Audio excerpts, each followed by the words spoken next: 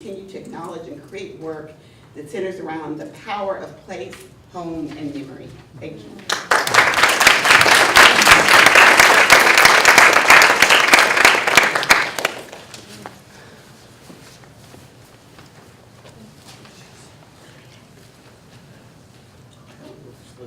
I think we're supposed to open up for questions. There's like no moderators, so we can answer it if you have them for a particular presentation.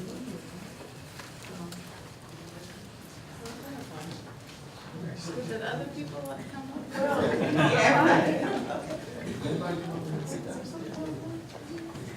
You know what, just to let you know, we may not have time for the other people that are going to be coming here. Okay. So So maybe Yeah. one question. I was just curious, I have lots of questions, because this is amazing for all of you.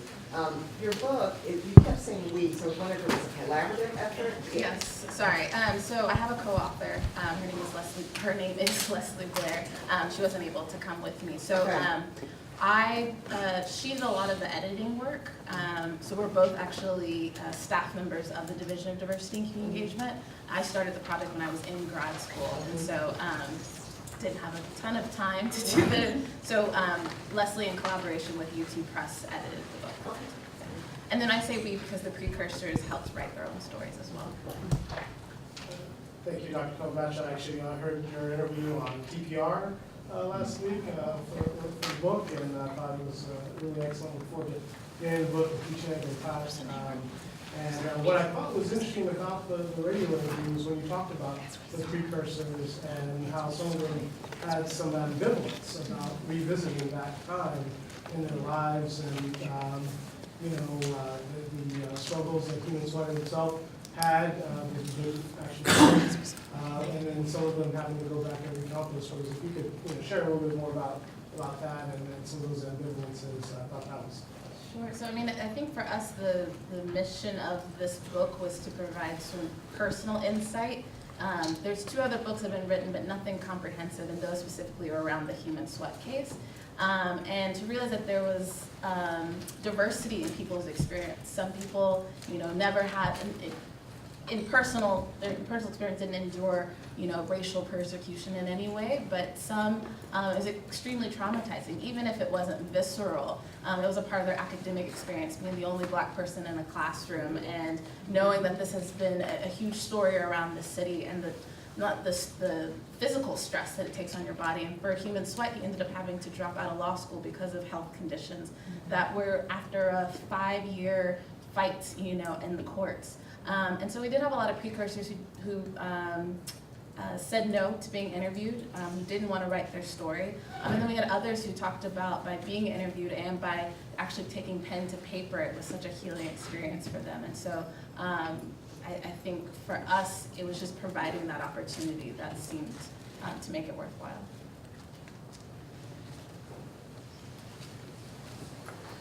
Question.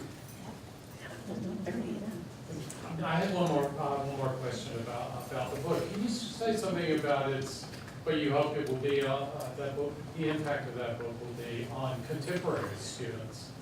How it will, you mentioned you used the word reconciliation earlier, I believe. Can you talk about that a little bit, especially in light of your own role on campus?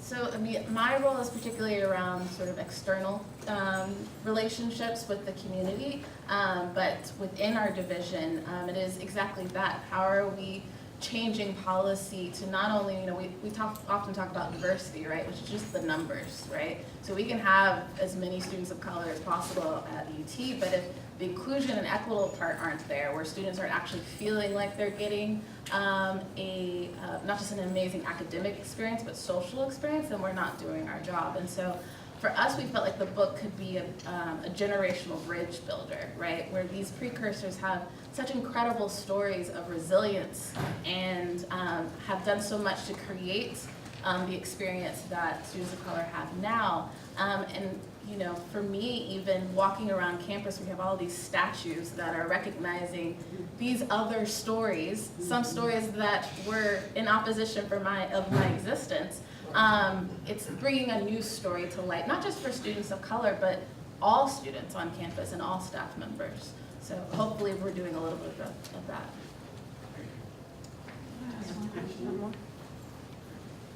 Can I ask one more? I know. You're in Harvard.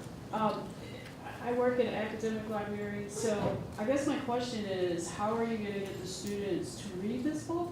Or is it gonna be Well, we hope that professors will just put it on their syllabus. We have 3 different events that we're doing throughout the year. So we're giving away some of the books. This is not a money-making, project. So giving away some of the books, but also for us, it was before the book was even published, or before we even had a promise that it would be published. We had 4 different symposiums where we invited the precursors to campus to have conversations with students. So for us, it was more around that personal interaction than just the book itself. Thank you.